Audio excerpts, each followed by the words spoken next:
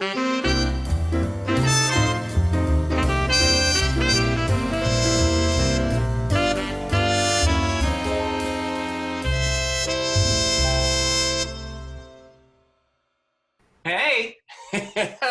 it's Meet the Biz time. Okay, we have.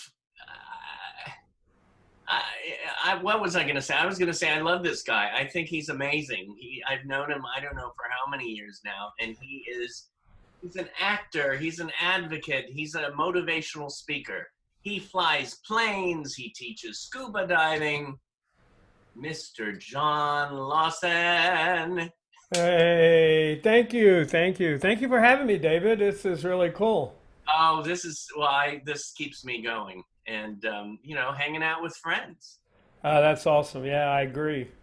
Um, Um, so, how have you been? I've been okay. I've been, I have my days. I have my Yeah, day. Um, Usually about once a week for about a half an hour. I get very anxious, yeah, and then once a month for about an hour, I get a little depressed yeah. or more. But then I get through it. I go through it and then move on and focus on what I need to do, and whatever that is to quote. I know this might sound schmaltzy, but make the world a better place by Yeah. by bringing joy into into the world. So I agree. I kind of go through the same thing, and I have actually pretty much been in my house since March. I'm very fortunate to have a backyard and a swimming pool, so I end up going out in the backyard a lot, and I go to Costco about every 2 weeks for groceries, and I go in the early morning hours when they let the old people and the cripples in. So, I check two boxes. So they don't even check my card anymore. They go, yes, sir, just come right on in. you know. But but that's about it. I did make a quick trip back to Ohio. Um, my daughter got a big promotion with her job and went back to help her pack up, and she and her husband, and kind of get their house ready to put on the market. And felt probably safer flying than I feel in Costco, to be honest with you. ah, Um, I I've been flying Southwest for 10 or 15 years. Ever since I lived back east and would fly out here to do television or film, Southwest always sort of had the best rates and the best deals and the best time when I wanted to fly. So I've been with Southwest for a long time, and they're the only airline that is still not selling center seats. So I flew from LAX to Chicago, and I had a whole row to myself. There was nobody in the row in front of me, nobody in the row behind me, and across the aisle, the two rows over there were completely empty. So, I mean, it wasn't that full of a flight, but everybody wore masks, and if they kept them down too long, the flight attendants came by, and you could see them. I had my headphones on, but you could see them, asking people to put their masks back on, and it was really a great flight. Same thing flying back from Cincinnati to LAX, and I kind of went on early morning flights and late night flights, so that probably helped. But other than that, yeah, it's just been the backyard and Costco. well, it's nice you have a backyard. What about getting one of those services that will pick up food from Costco for you? I've thought about it, but you know what? I need that little bit of time just to get out of the house on my own. And, I have a convertible, and I love my convertible, and it gives me a few minutes just to. I don't live that far from Costco, but it gives me a few minutes in the early morning hours. I can put the top down and let the wind blow through what hair I have left. So, it becomes quite the little Zen moment. I get some old 60s and 70s classic rock playing on there with the top down and pull into Costco, put on my mask, and go get what I need and get out and drive home. Like So, a meditation to get in that car, and that's one of the things that I've done over the this time too is taken a friend of mine has made a lemon meringue pie, homemade. Yeah. She lives like 40 minutes away. So my trip was to drive there, see her for 5 minutes, social distancing, and then I drive back. And just that drive is like, ah, Yeah. get out of Well, there. it was interesting. I did make a trip over to Burbank in the very early, maybe March or April. A really good friend of mine lives in Burbank, and you probably know her, Patricia Darbo. Yes. And I called Patricia and said, "Hey, I'm going to Costco. Do you want anything?" And she goes, "Oh my gosh, we haven't been out. Roth and I are home, and if you would, stop and get me a couple things."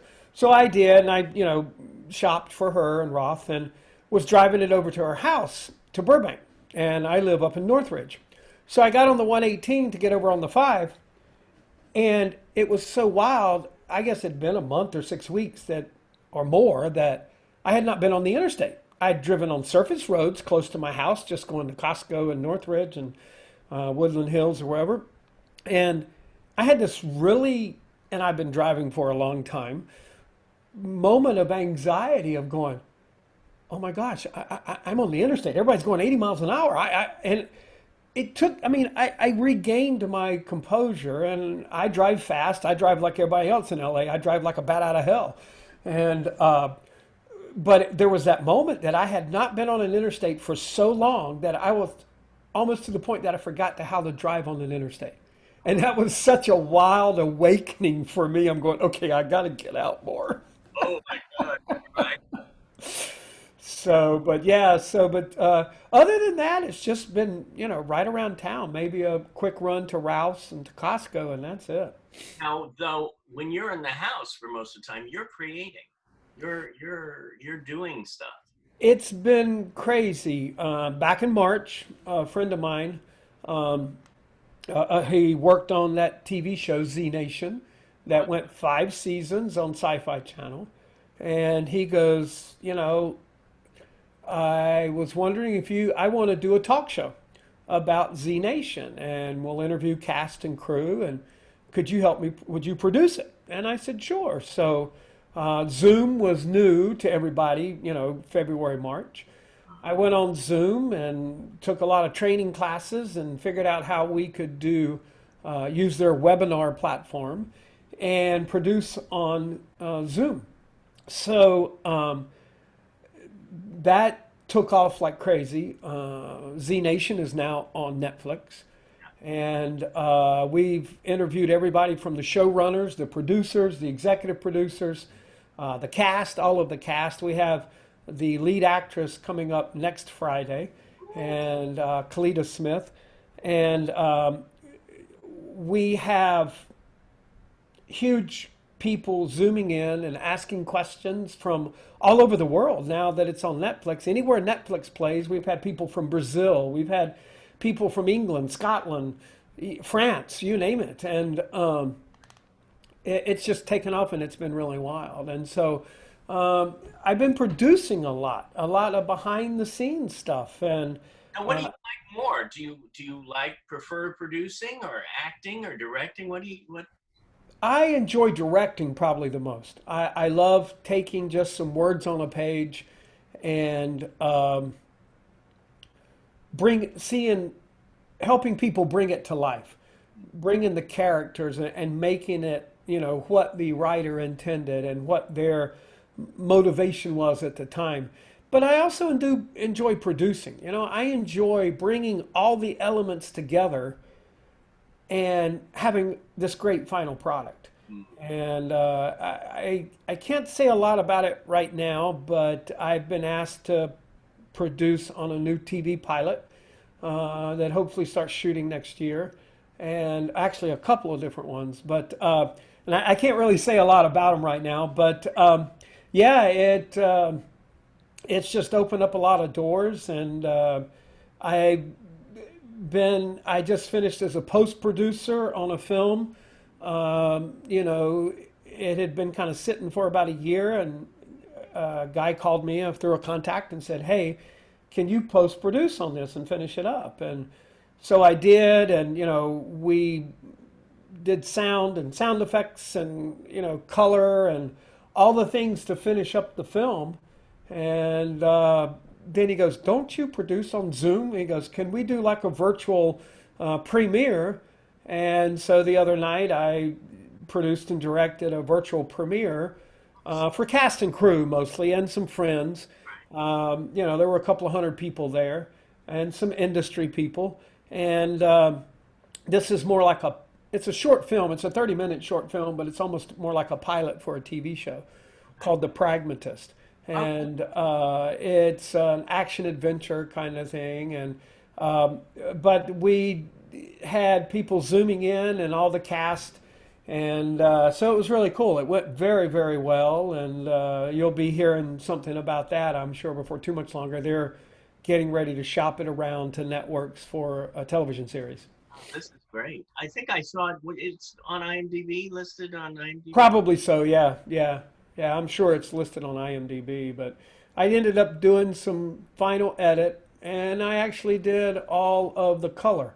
It was just a raw film, just raw data, and so I acted as the colorist as well, and colored the whole film. And now there were a couple of people on that saw I did the color, and now they've contacted me and asked me, will I color the film for them, that they liked, the way I did it and the way it looked and all this kind of stuff. So the color correction and all of that's a whole new avenue for me that I'm really enjoying.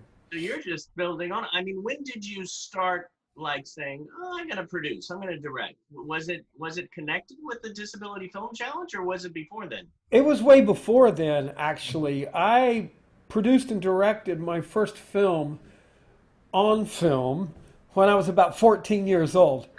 You know, and a neighbor did some local stuff years ago when I was a kid, and he taught me how to splice. We actually had to cut the film, the old saying of ending up on the cutting room floor. And to make scenes put together, we had to cut the film and then glue it back together to make one continuous film. So I think I was shooting on Super 8, and of course no sound. I didn't have any sound or anything like that. But we had a big premiere at my house, and my mom and dad set up the projector for me, and they were all excited until one of my splices stuck in the film projector and caught on fire.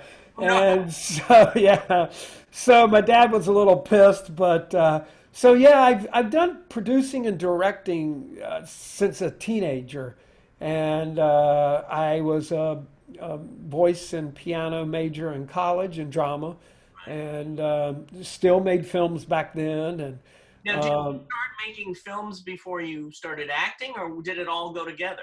it just all came together. I always liked acting, and I still do.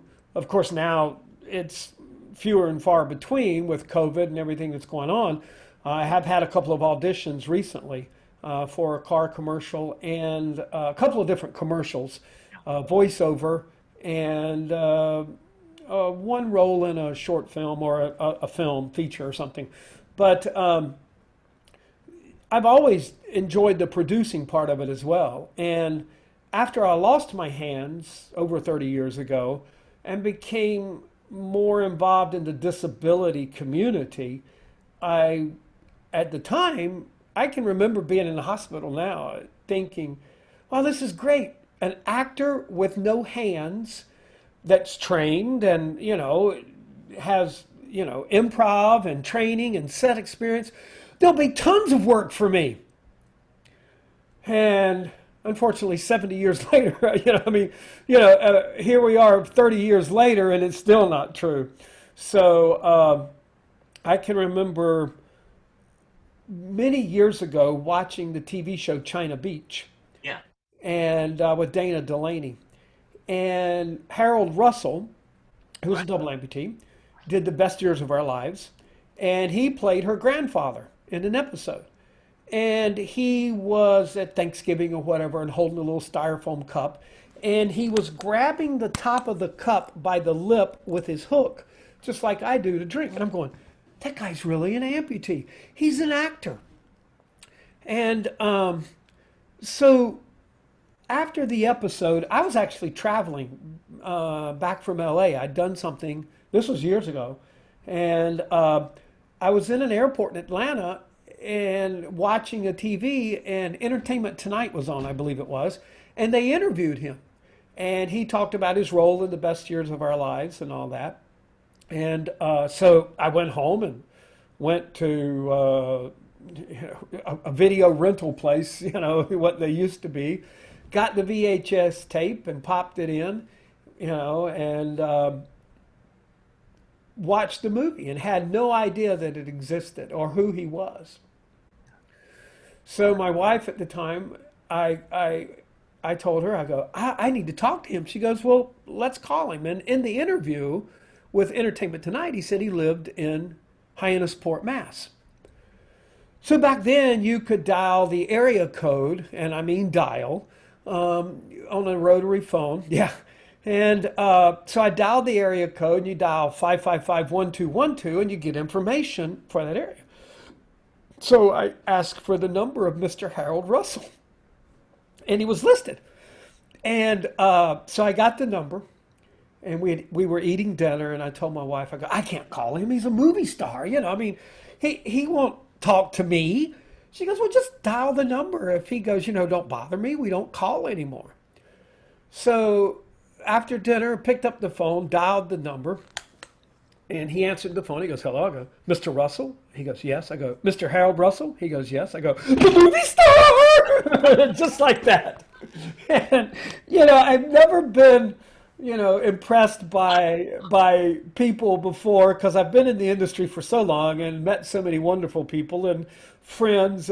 But he just laughed like crazy, this big old belly laugh. And I quickly gave him my spiel that I was a recent double amputee, had just lost both hands, and I'd always been an actor, and I was so excited to get started back and try to do some more acting. And over the years, we became really good friends and talked a lot. And there was actually going to be a remake of The Best Years of Our Lives.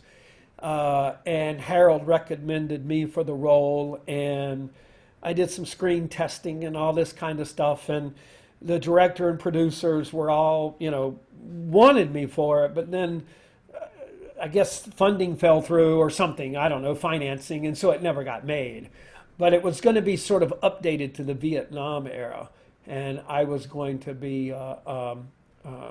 double amputee from Vietnam, but almost the same story, but it was sort of an updated remake of The Best Years of Our Lives. So How cool is yeah, that? and then Harold and I became good friends. We talked on the phone all the time, and his wife got sick, and my wife got sick, and we, talked a lot before he passed away. Wow. What a story. What one of those life stories that are just with you. Yeah, you just never know. And like I said, when I said the movie star, he just laughed. He goes, I don't know about that. He Ah, actually worked as the president. He worked for like four administrations as the president's advisor on hiring the handicapped okay. from like the late 1940s or 50s on up until in the late 60s or 70s, I think. But he worked for all the different administrations through those years. So, but he was a really cool guy. Definitely a Navy guy with a sailor vocabulary. Ah, We'll put it that way. oh my gosh.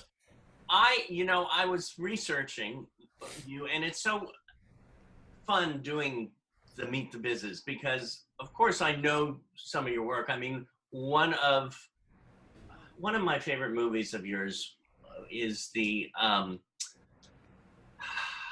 is that wonderful movie GN Dragon. Oh yeah, yeah, yeah.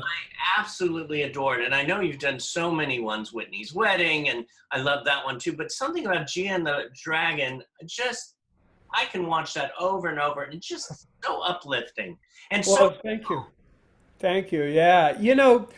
Another interesting story is that I had originally cast a little girl to be in that, and about 2 weeks or 3 weeks before we were supposed to start shooting, maybe a little further out, a month or so, her parents emailed me and said, you know, we totally forgot that we're going back east for a wedding, and so she won't be here.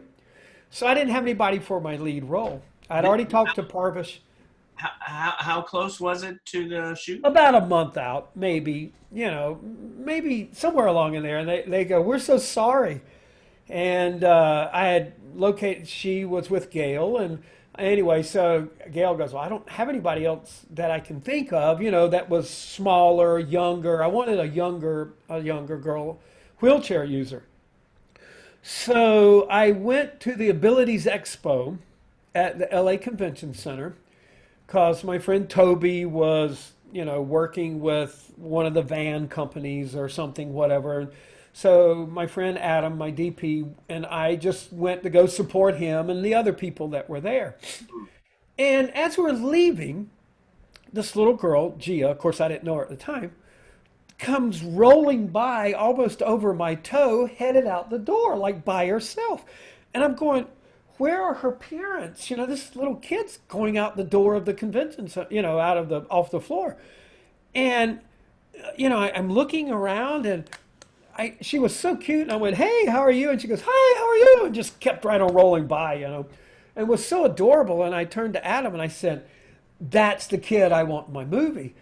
And I'm going, where are her parents? And finally I saw her dad.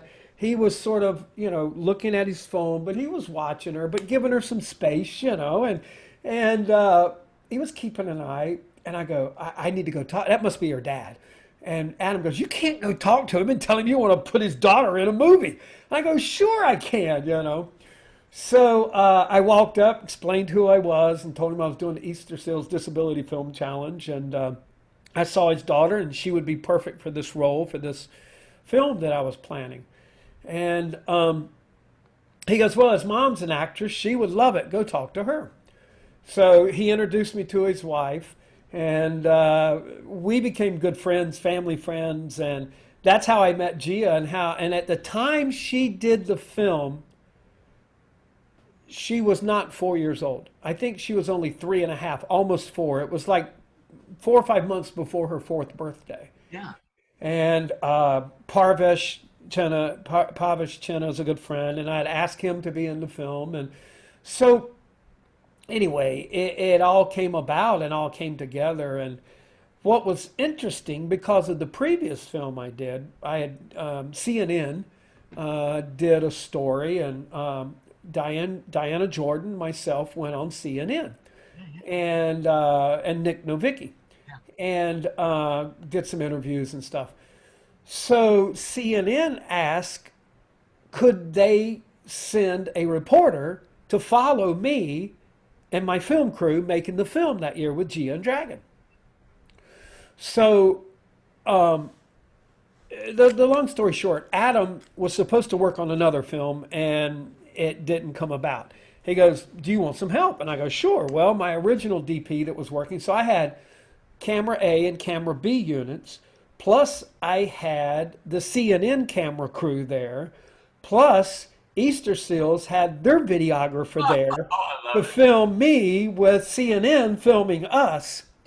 So knowing that CNN was going to be there and run this and air it on CNN, I not only wanted to show disability in front of the camera with Gia and everyone else, but disability behind the camera, besides myself being a director with a disability. Right. So I called up Kaylee Versfeld, who's been in a couple of my films, and Shell and her mom, and I said, I was wondering if Kaylee would like to work behind the camera for me on this film, because she'd been in the film previous, and told her why. I said, you know, I would like for her to work the slate, you know, to slate, because I know that's an iconic picture that CNN will show, Yeah. you know, as we're getting ready to start.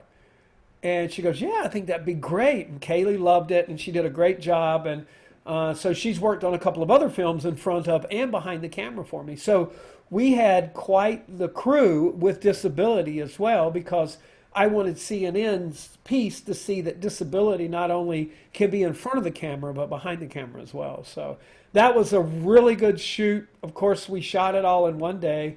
and edited, and it's been around the world in, I don't know, 50, 60 different festivals all around the world. Wow.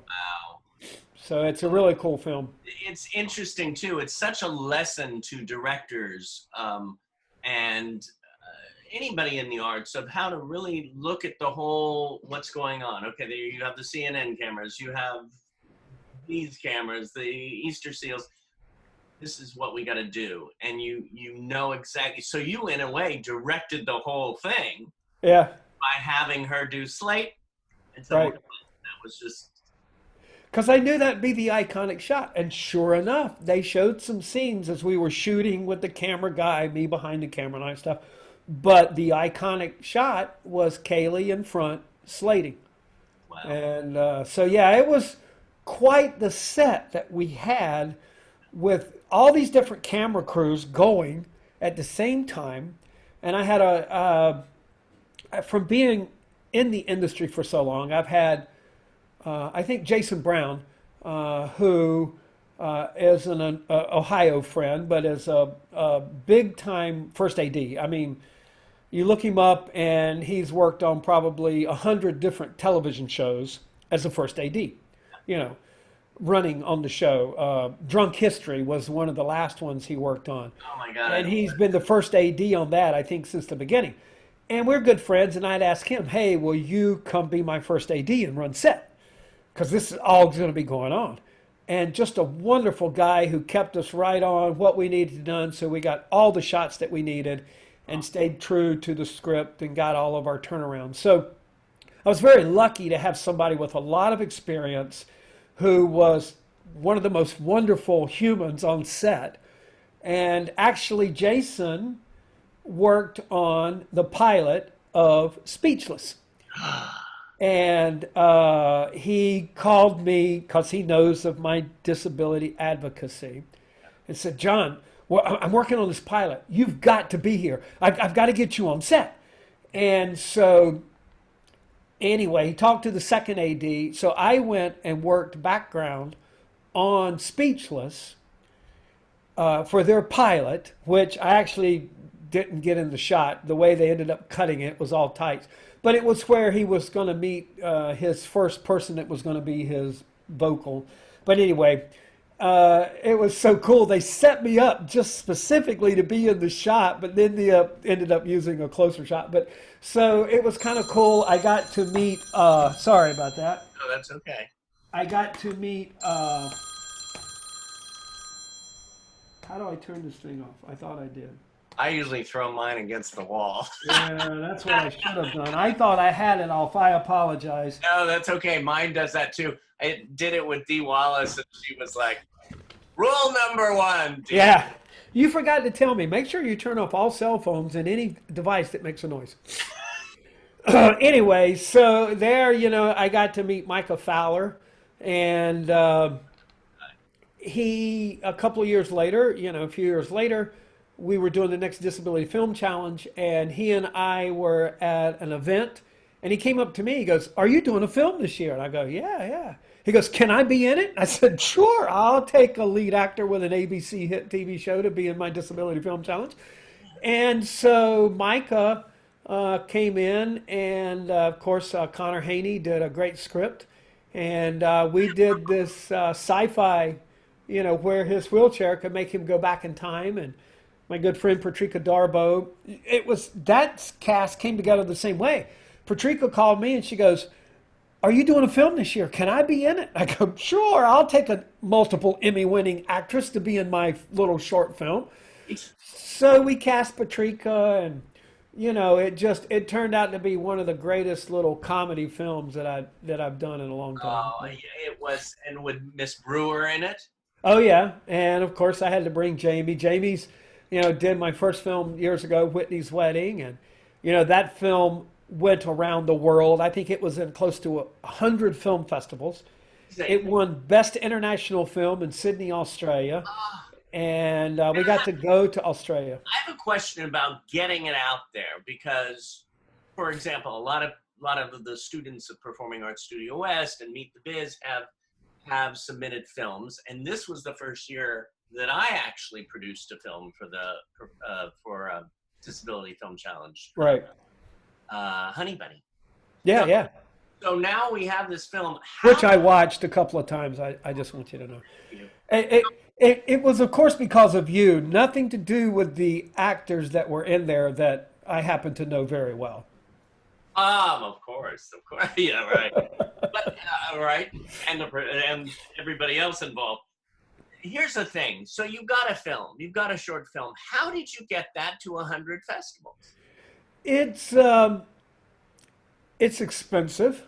Um, So when you I put first it out started there. with, yeah, when I to submit, Yeah. when I first started with Whitney's Wedding, I started with the festivals that were free or under $10, and that um, either had something about disability or love or something that was close to the theme of what our film was about. And then that produced, 6, 8 little festivals, and we submitted them all. So then I went up a little higher and higher, dollar range. But probably for Whitney's Wedding, I probably spent $2,000, if not more, just in film submissions. Yeah. And you get those letters where, hey, thanks for submitting to our film, but we regret to inform you that we were unable. It was a great film and we really liked it, but we keep your $50. So then with my next films, I got um, a little more specialized in what I was submitting to. Yeah. And this last year, we took second date with Micah to the Cambria Film Festival just up the road. It's a beautiful festival, and we won some awards there as well. So um, uh, my first film for Disability Film Challenge was 7 or 8 years ago Yeah. that I shot in Ohio. What? I shot it back in Ohio, and I was in the film. Friend of mine wrote it, Now, were you and now? When did you move to LA? well, I've lived here part time, half the year or whatever for 10 or 12 years. And then when my daughter graduated high school, I would come out and spend the winter. I would winter in Hollywood and summer in Ohio, mainly because I still had a house there. And then the housing market crashed, and so I stuck around for a while, traveling back and forth, and would live out here from pilot season to, the March or April, and then go back to Ohio. And then about 5 or 6 years ago now, maybe, I sold my house back there and moved out here full time. So I've been out full time for 6 or 7 years, 5, 6, 7 years. And in that time, you've been in what? Westworld, American Horror Yeah, Story, yeah. Shooter, Law and Order Special Victims Unit as an actor. Yes.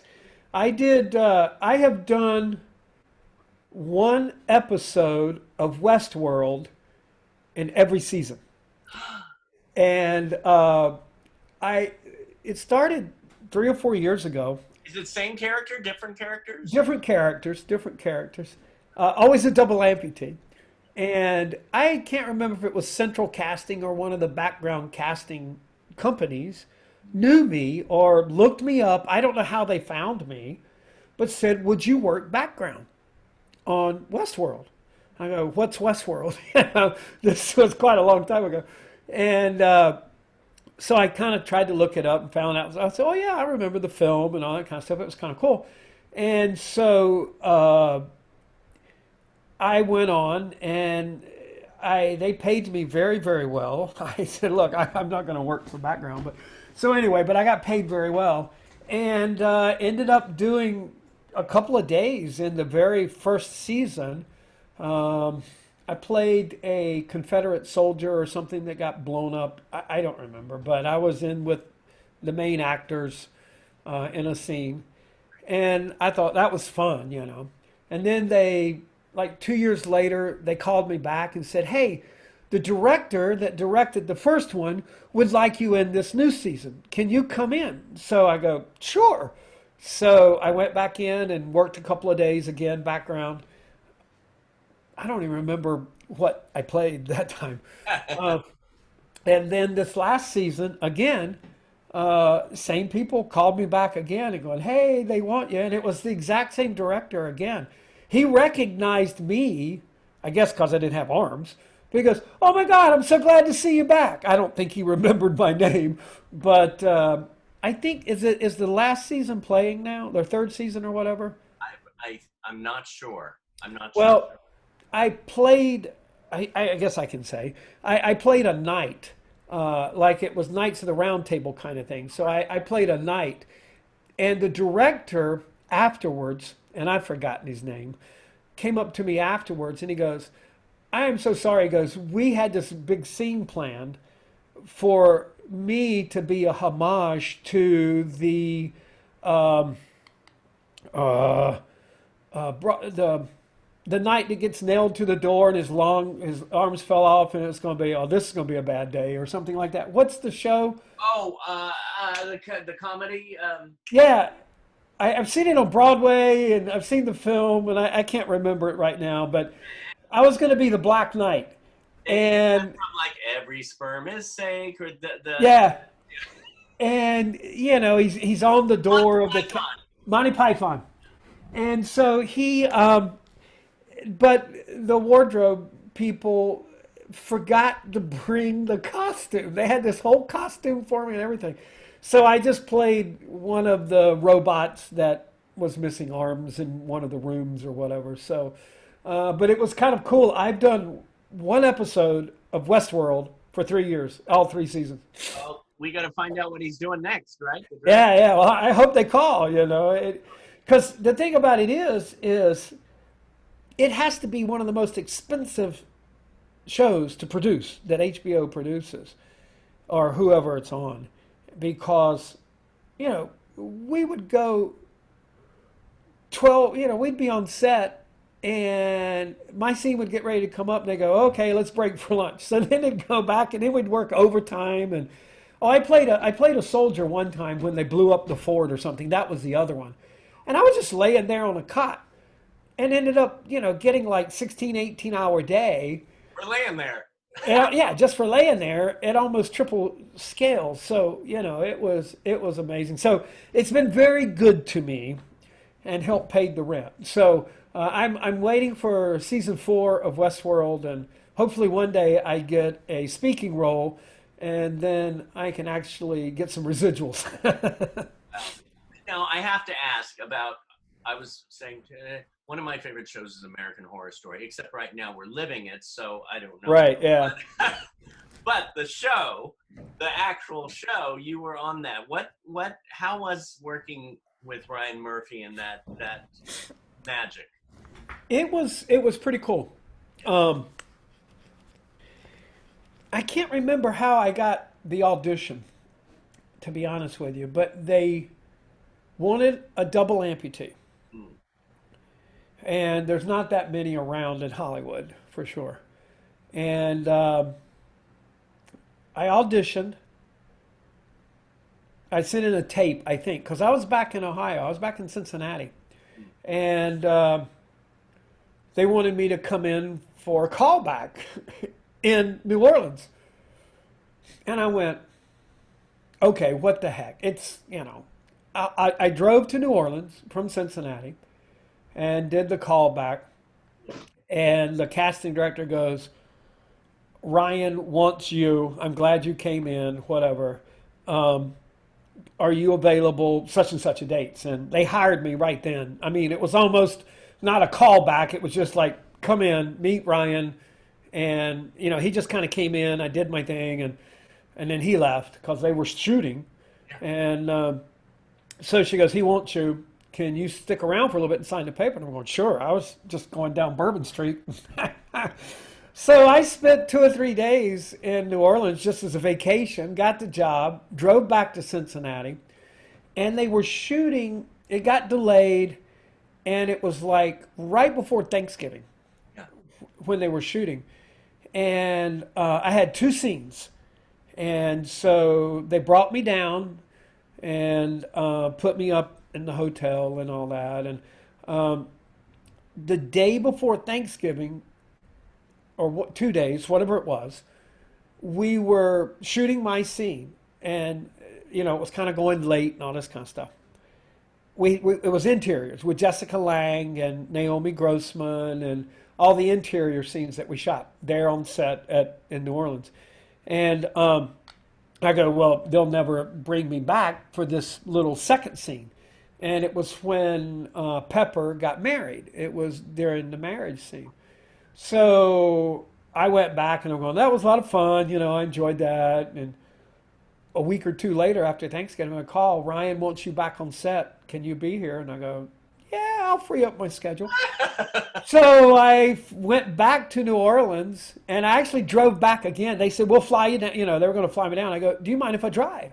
Because a friend of mine went with me and we spent 3 or 4 days in New Orleans having a great time. How long did you It was about 11 hours. drive? Okay. So I had my Prius at the time. So, we drove back down and Gabby, my good friend, was on set and sort of became my on-set PA. Nobody would argue with me. I'm going, she holds my arms, So, but yeah, we had a great time, and of course, I got to meet all the cast and got to be a lot of good friends with them, and just I've made some friends just from those two occasions in American Horror Story that are still friends. And of course, I knew Jamie. Jamie wasn't on set when I was there, I don't think, but I met Erica and Matt and just Naomi, and we just all got to be really good friends. It was kind of I cool. just love hearing your stories of how you connect to people. Yeah. And how you just, whether producing, acting, directing, what is your, God, I have a list of stuff for you that I could talk to you for hours. We could do a whole, one episode a week with you, just with you. My gosh. One thing that I have to bring up is I saw that you do musicals, and it looks like you've done every musical. You've done South Pacific, you've done Oliver. What, if you had to say, you're a singer. So Yeah. what is your favorite musical and why? Well, it's interesting. A musical I'd always wanted to do was Footloose. And I got a chance to do it with the Palm Theater in Palm Springs about 4 or 5 years ago. And it was really great. And I got to play the preacher, you know. And I used my cosmetic hands. They said I didn't have to. I go, well, I don't want people to focus on a preacher standing with hooks. And I've done tons of musicals, and that's where my strong lies. But that was probably my favorite because the preacher, out of all the characters in Footloose, is the only character that changes. From beginning to end, he's the only one that has a character arc that changes. Everybody else is the same. They're all footloose and dancing and doing everything. And the preacher is the only one, the dad, is the only one that really changes. So it gave a great character arc, and I'd been wanting to do it since college and never had a chance. And probably next would be Oliver, and I got to play Fagin. Yes. And that was soon after I'd lost my hands, and so it was one of my first times back on stage playing a character, and I used my fake hands. So. Now, talking about that as well, I was looking at your resume as well, which I'm used to whenever I do casting, boom, boom, boom. For your resume at the end of what you do, number one, I love hand-to-hand stage combat. Yeah. And then you do over 101 amputee jokes. Yes. I love that. And then listen to this, what you do. If I wish I could do, fishing, ice skating, you're a pilot, you fly, scuba diving, you train, you teach that snorkeling, snow skiing, ballroom dancing. Think about all these things that, this is what gets you in the door too. Harmonica, you play the harmonica. I could keep going, and the voices you do, it's just incredible. Well, thank you. You know, you really do in the industry have to have a wide range. And when you are a person with a disability, you have to even have a wider range. And crossing all all spectrums. And one of the things on set that a lot of people you'll hear thrown around a lot of time is, we have a problem. Well, think outside the box. And you hear that either in business or in film industry. And people with disabilities in daily life think of outside the box every day. You know, I look at picking up a pencil and I have to think, okay, how do I have to position my hook so I can pick up the pencil or the pen to have it ready so I can write something down? Or whatever it's going to be. I'm at a buffet, okay, on set, how I'm used to, you don't have buffets anymore, but, how am I going to hold this flimsy paper plate so I can get food and eat and be ready to go back on set and not embarrass myself in front of everybody? So you have to think outside the box all the time. So as an advocate for people with disabilities in front of and behind the camera, that's what I preach, is that you can hire somebody that thinks out of the set just in daily life. And when it comes to things on set that need an instant solution or a quick solution, because you're always time is money, a person with a disability is going to probably have the best idea that you can come up with. So, it even comes down to accessibility. There's a famous cartoon, it's been around a lot, where there is a man shoveling snow, and he's shoveling snow off the steps. And there's a guy, a wheelchair user there, and there's a ramp right next to it that's covered in snow. And the caption is, if you clear the ramp, we all can use it. If you just clear the steps, I can't. Or something to that effect. And that's so true. Accessibility issues that might make a film set accessible for people with disabilities, whether it be a ramp or whatever, it also makes it easier for people that have two good legs.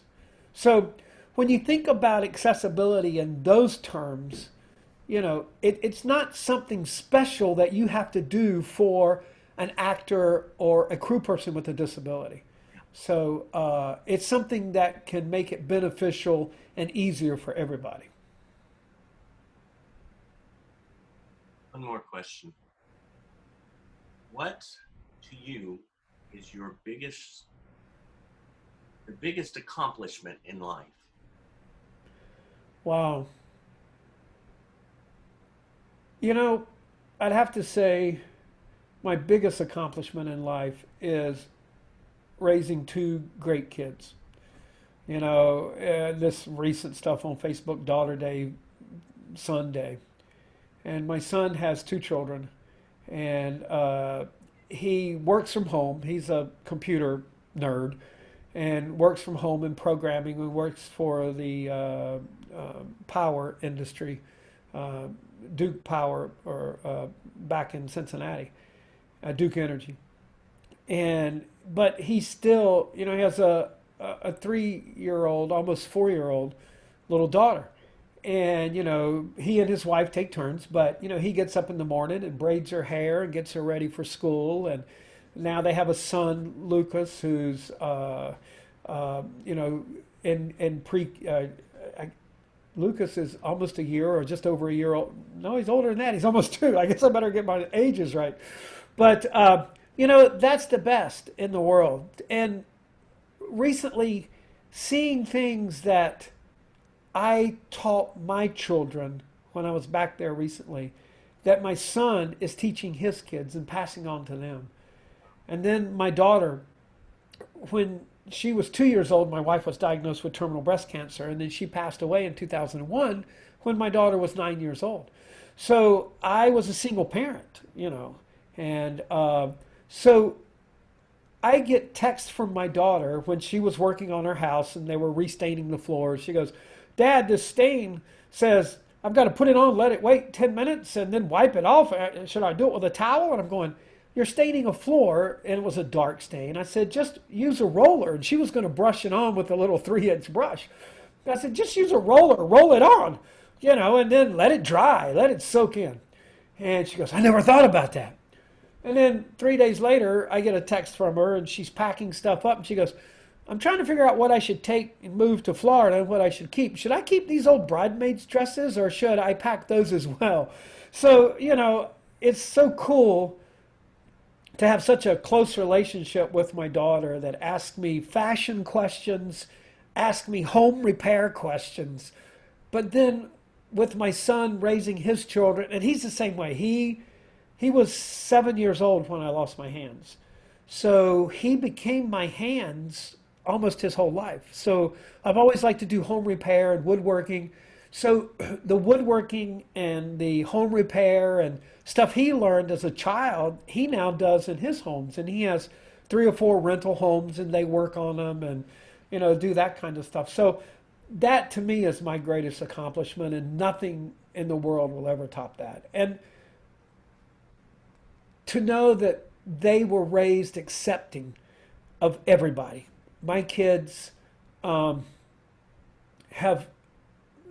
being raised in the industry around a lot of different people of all races and all abilities and all sexual orientations, they accept everybody. And that is probably the greatest accomplishment, that I made some great humans. Sounds like it. So that to me, nothing on an IMDb or nothing on a resume can ever compete with that. Damn you, David.